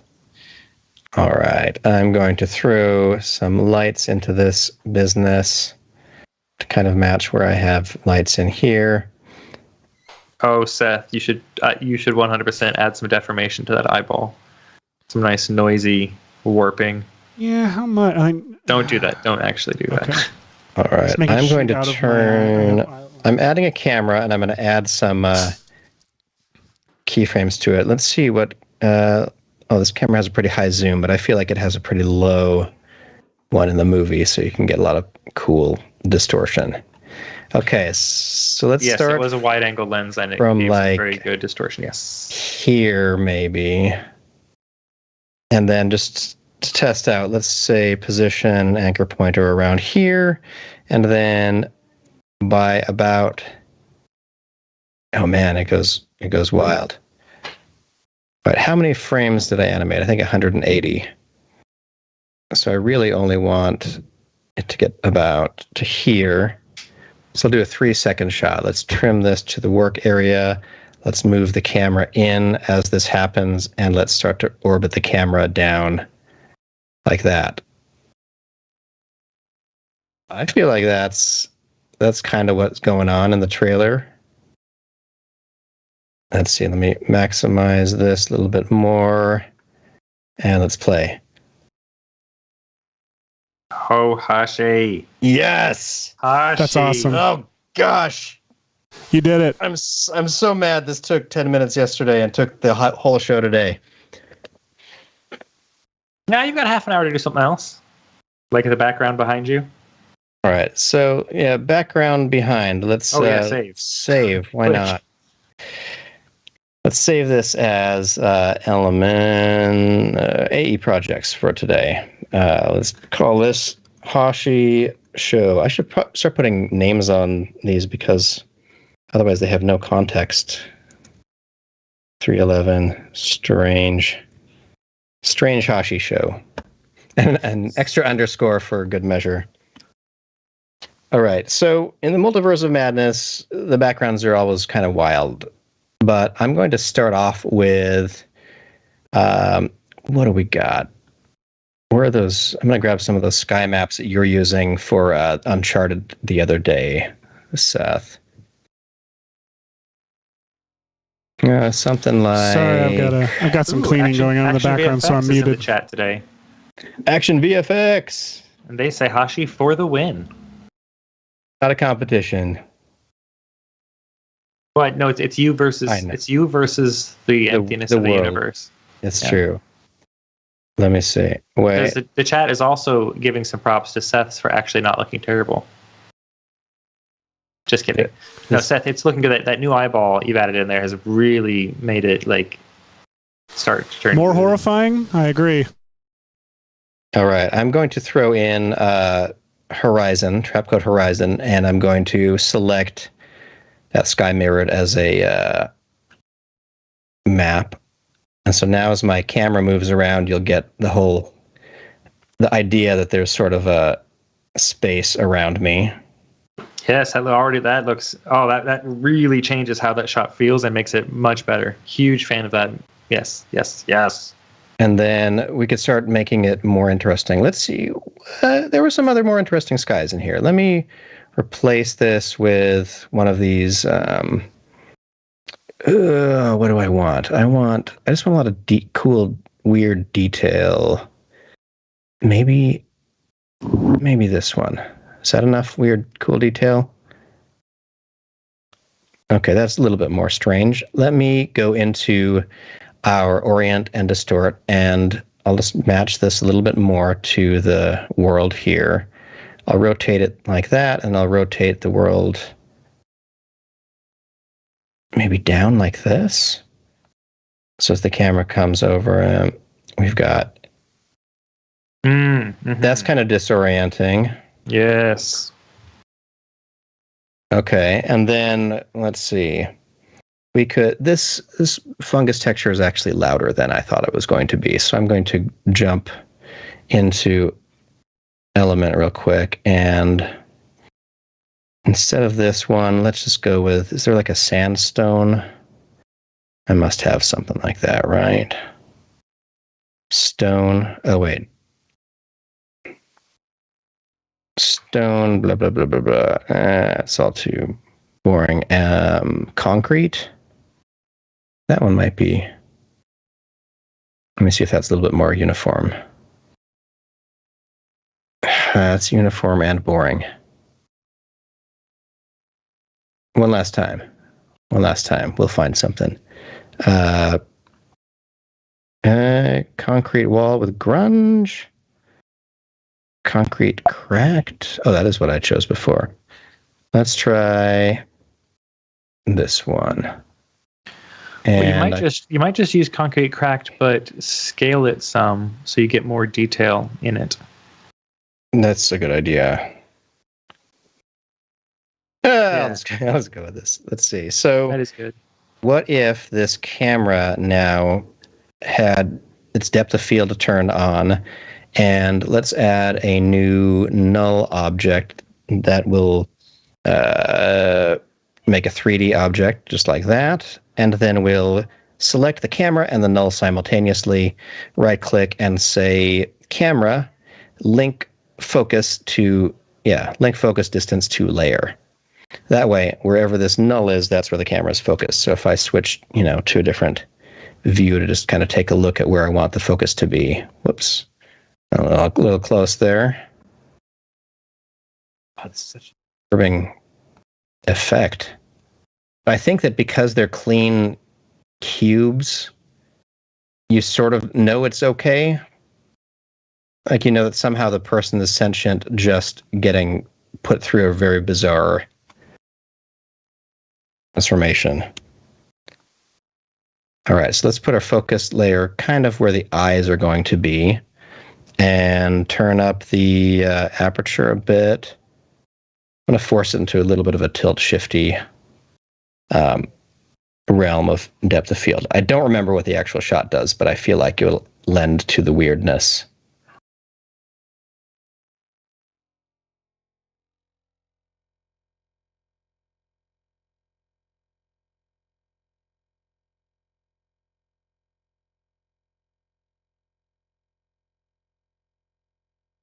And it's catching that eye in focus. This one's kind of going out.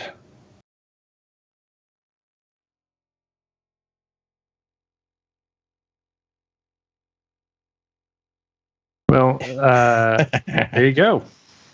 Hey, why not? Oh, except the background needs to be blurry too, because you can't have the background in focus and the background blocks out of focus. Good call. And what's great about that is that... And while you're at it, might as well slam Tritone or Colorama or something and give the background a strangey color to shift. Yeah, let's do that. Colorama, come help us. Caleb, Natalie. Anyway, our pal Caleb says, Seth, you could possibly scale up the pupil in Element and reposition the iris and pupil to match the position with the other eye, perhaps. Listen, I'm sorry. I have cleaning Caleb. ladies taking over my office. Could you repeat that one more time? You could possibly scale up the pupil and then reposition the iris and pupil to match the position with the other eye. That's what they're saying. Oh, it's so funny he's saying that. Literally, people keep saying, you could do this right as I'm starting it. Right as you're in the act of doing so it, yeah. what I'm doing is I'm referencing the pupil texture. Can you hear me? Is that loud, that background?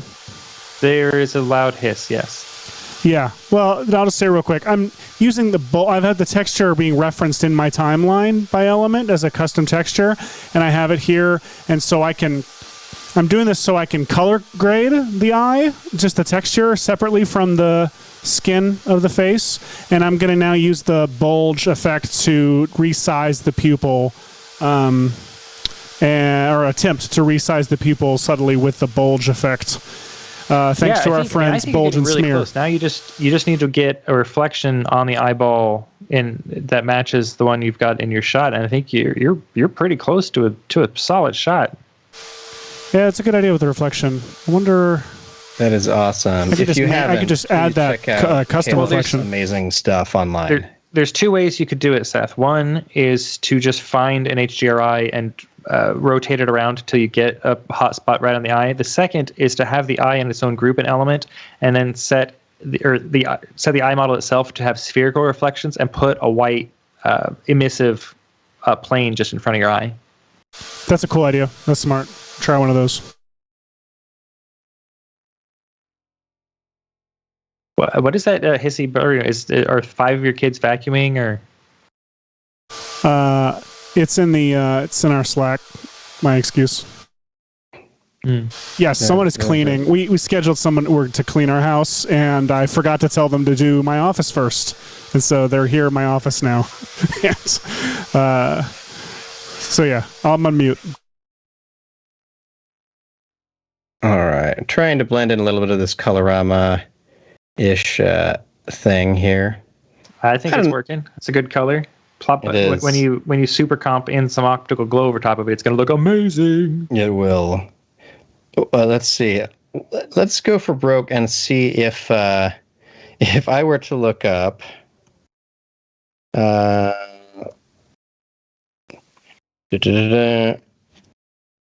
do my image searches off camera for a moment, and then I'll find what I want. Do you not have safe search turned on?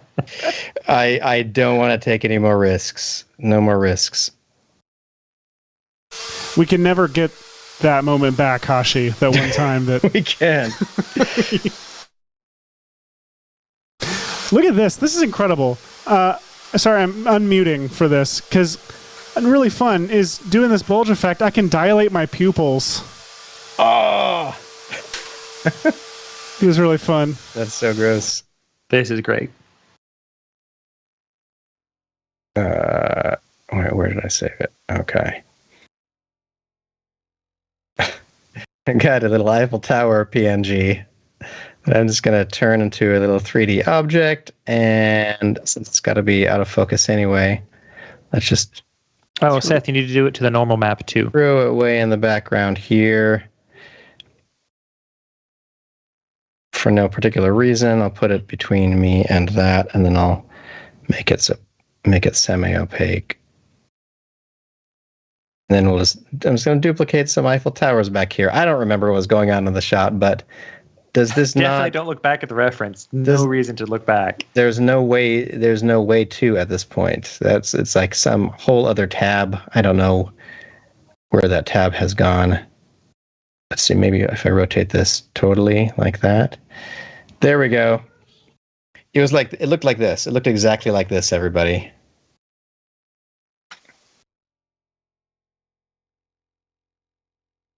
Multitudes of madness. Wait, no, multiverse. Multi-universe. Multitudes. All right. And for this light, let me turn up its intensity a little bit, but I'll put some shadows in here to get some more cool stuff going on. Let's dial up the ambient occlusion. Yeah. No. I'm going to grab this like kind of pinkish random color from the background to tint it with, and then dial it to maybe here. Yeah. Okay, fine. I'll type it in 2. Maybe 4 was too much, right? 3. And then let's turn on the shadows. Let's just do some soft shadows for now. And where is my light? My light is...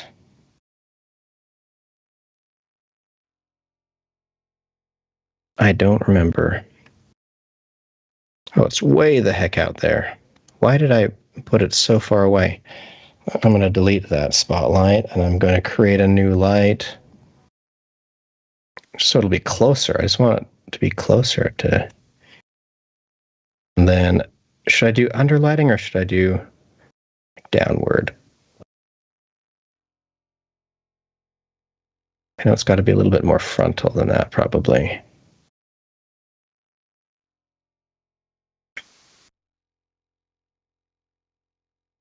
Okay, now let's go to one of the frames with the splitting up. And let me see. If the shadow diffusion were 0, I'd get these really sharp shadows. But if I turn up the diffusion just a little bit, get kind of that. And now maybe if I can tint this ambient occlusion color a little darker. Okay, that's as far as I'm going to take it. I'm going to call it right there.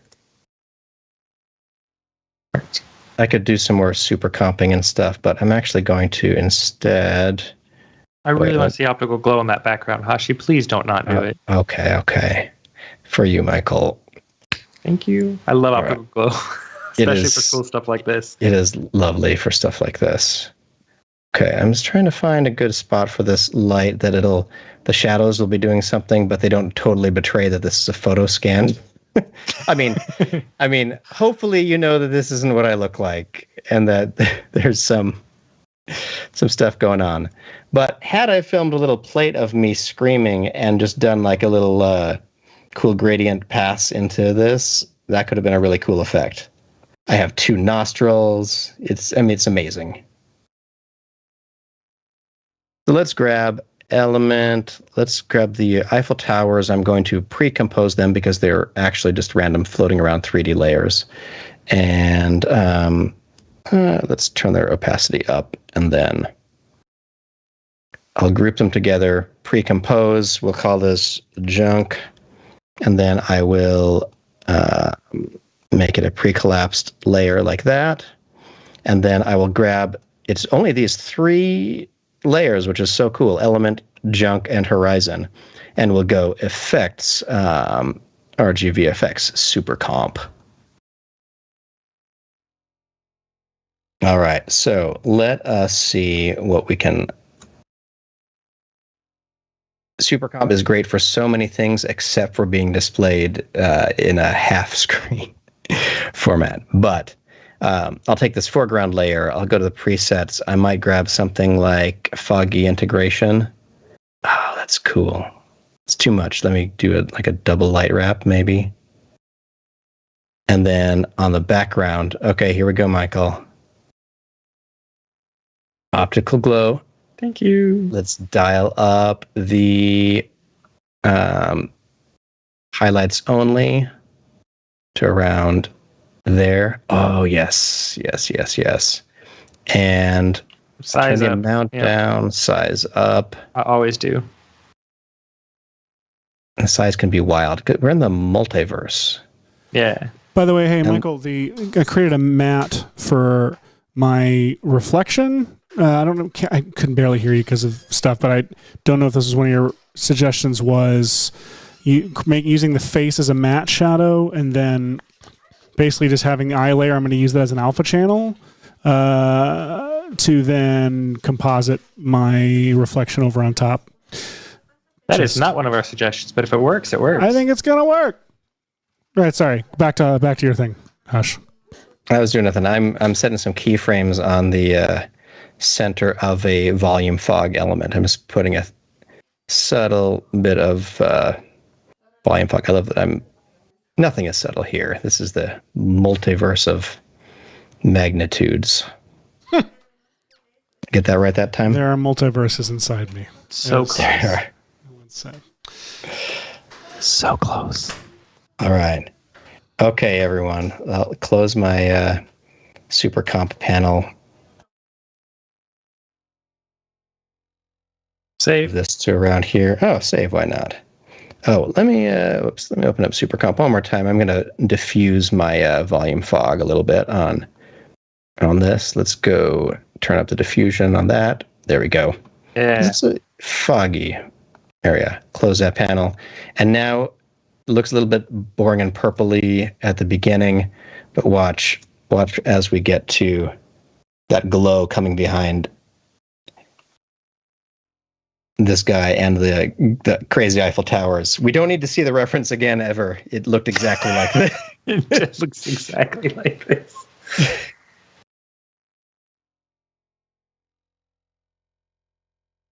Seth, I love the way that looked when you had the eye layer turned on, whatever was happening there. Which one?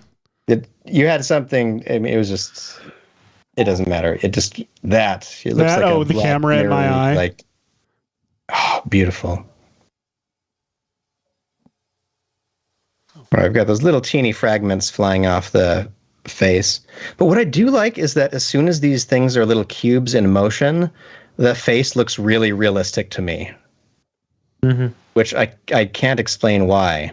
But well, it's because your brain goes, I know that's supposed to be a face, so your brain fills in the parts that aren't quite right. Whereas if it's close to a face, the uncanny valley part takes over, where your brain's like, something's wrong. When it's breaking apart, your brain knows that it's breaking apart and then fills in the other details for you. It's really clever. That is wonderful. Thank you, brain. Like it is. Okay. So everybody, what Hashi did was we used Polycam and then brought it into Cinema 4D and used a bunch of the mesh brushes to just clean up the mesh, try to get it looking a little bit more like a human head, really plump those lips, always plump the lips. You know, you need it. You know, people can tell right away. And then once the mesh was decent, we jumped over to the back and tried to close as many polygon holes as we could before dumping it into a Voronoi fracture. And instead of using the default Voronoi point generator, we used a matrix object that had about 10 cubes left, right, and up, and then used that as the source to break apart this character. The way we shaded the insides was when he was a Voronoi fracture, Michael showed me that you could grab a selection tag from the Voronoi generator for the inside faces and assign a different texture to it. And once that was done, I turned off gravity and threw a couple of forces from Simulate in there, some turbulence and an attractor with a negative value to push these pieces all apart. And the rest was all just thrown it into perfects an element here and just making up a multiverse city background for this. And I'm pleased. You should be. That looks amazing. So good. So there we are. There's a split apart head. And I even split up my hair, my photorealistic dynamic hair. That definitely doesn't have any green spill or anything. None. No, it's great. Hashi, that turned out so good. Let's see. Wait, if I went to my element layer. Are you going to Primat key it? Let's see. Could I? I don't know. This specifically removing green from skin-toned images, not my strength. So I'm going to leave it how it is. I don't know. Whatever. No, it's fantastic. Don't mess with perfection. It's multiversity. All right. So, thank you all, Chillin, for coming and watching this bizarreness. We are figuring out next week. So add Mojo, like the old Red Giant days. Just throw Mojo in front of it, and boom. Okay, fine. That does look a lot more like the Doctor Strange. Just immediately. Knock it back like to 75%. Oh, knock it back for sure. That's a little too orange. So I'm at least like, this can be like the Bollywood, like Dr. Unusual. Dr. Unusual, the musical.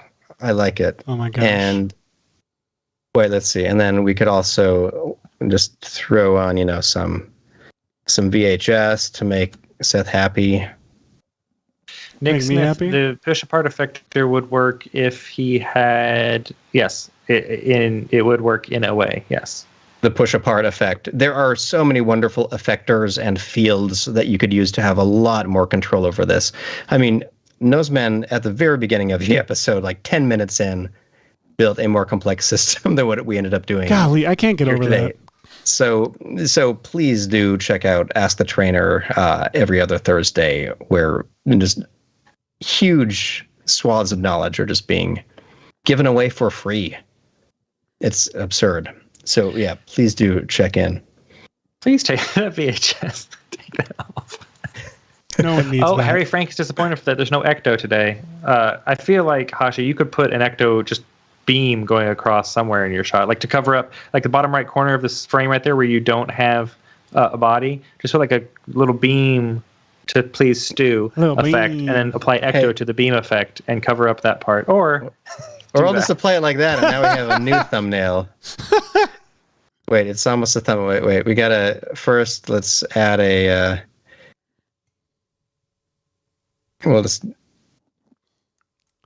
It's so not necessary. It's really unnecessary. I'm doing nothing useful. And speaking of nothing useful, next week, that is Michael and I.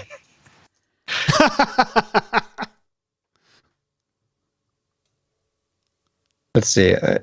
What do we think? What is the value of this thumbnail already? $1,200. I don't know. Wait, no, I know. Yeah, that's a good YouTube thumbnail. Yeah, don't buy this.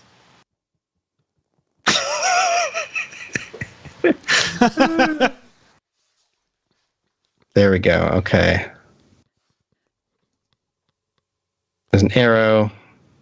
Wait, I regret everything can't be by the arrow. The arrow's just got to be its own. Wait, let's see. Got to read when it's thumbnail sized, right? So there we go. Oh my Hashi, stop, tell the people about next week's episode and stop. Oh yeah, fine. At All right. Expense. Next week, we would love to see some of the visual effect projects that you all are working on. We are Sethless next week, and we were going to shut down the show, but we were thinking that this is an awesome community of creators, and we would love to see some of the stuff you are working on, and Michael and I would love to do an exciting edition of VFX and Grill, where the bravest of you send in your visual effects shots from things that you're working on that you have permission to share, and we will pull them up on the show and just have a fun, casual little chat about some of the ways you accomplish them. Yeah, so tweet them at Red Giant News, or DM Red Giant News on Instagram or whatnot. Just tag us in the things and use the hashtag VFX and chill, and so we can notice you. And we'll be able to start getting some of the stuff pulled together. Give us Dropbox links or whatever, so Hashi can actually have them ready to show. Or if you just don't quite work up the courage to do that during the week and just want to do it live on Friday, we may have time for that as well. But ideally, get it to us, over the weekend. Just tweet it at us or Instagram us, and we'll be able to start pulling a show together. It could be visual effects stuff or motion graphics stuff. We don't need to. It doesn't have to be. We often ignore MoGraph over here unless we have a cool. Yeah. It's a visual effects heavy show, thus the name. But we can do motion graphics too. So yeah, if you got visual effects or motion graphic stuff, and you want us to take a look at it and give pointers and or just laud your creativity, send it in. We would love to do it. This next show of VFX and Grill will be all about you. Yeah, it will. I'm sad I won't be here to. Look at this. We totally made this graphic ahead of time to. Should they send it to Red Giant or to Max on Red Giant News? Red Giant News. Use the hashtag VFX and chill. I'm sad I won't be here for VFX and Grill, because I also think it's very funny that the second I go out of town, you guys are like, we would love to actually listen to you all and talk about all of you instead now of that us. Seth and his big-headed ego are gone, it's time for you, our audience. Big paper mache head, or my big eye, if you will. Speaking of your big eye, Seth, you looks like you're close to like a decently finished shot. Part of me actually feels like if there was a big blood scar, you'd forgive how this looks. You know what I mean? Like, I think you just need a slight blur on there to just try to kind of knock it back some. I mean, you've got some geometry that lines up nicely with your head. Couldn't you it's Well, I also you put some practical something over top of it, like you said, the blood, and it would be that. Yeah. And I also need like a bird to fly by in the foreground to wipe it or something. But, just like thanks, John Woo. Someone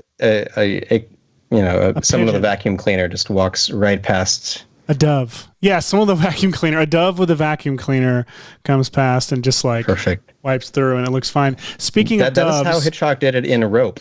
It is vacuum cleaning doves. Speaking of doves, there were many doves used in Mission Impossible 2, directed by John Woo. Speaking of Mission Impossible 2, we have something to show you again to take us out for the show, right? I think we should watch our Raptor clip one more time. I think we should watch the Raptor clip to close out the show 100%. To cleanse the palate, if you will. Yes. So, Now you tell me, what were you going to say? No, I was just going to say, well, the thing was up. Send your visual effect or MoGraph shots to Red Giant News at whatever social platform you like. We will try to gather them together. I need a big arrow on mine pointing to yours. That looks like this. Boop, boop. Oh no, Roto Bezier's on. It's going to be a fancy arrow.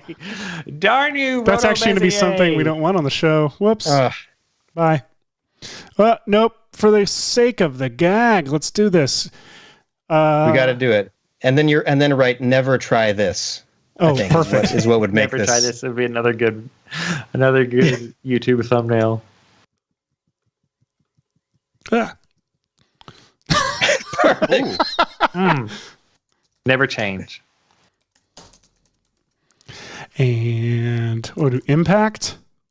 Impact. You got to go impact if you want with an outer black stroke. Outer black stroke for sure.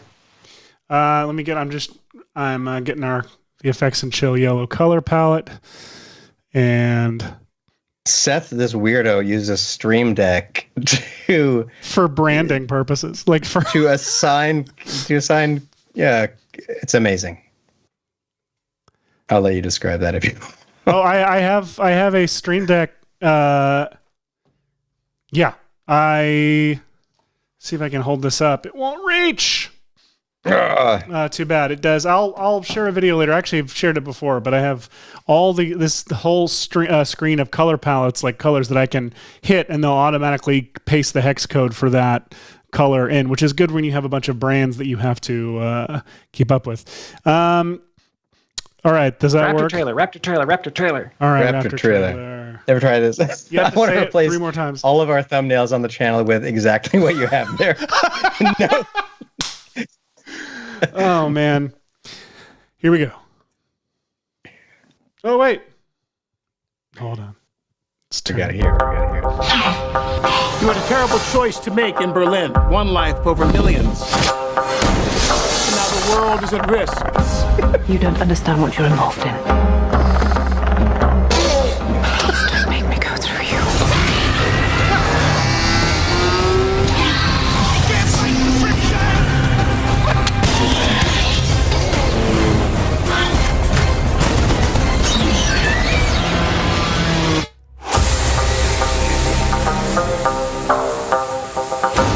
That is our show, everybody. Thank you for watching. We'll see you next week.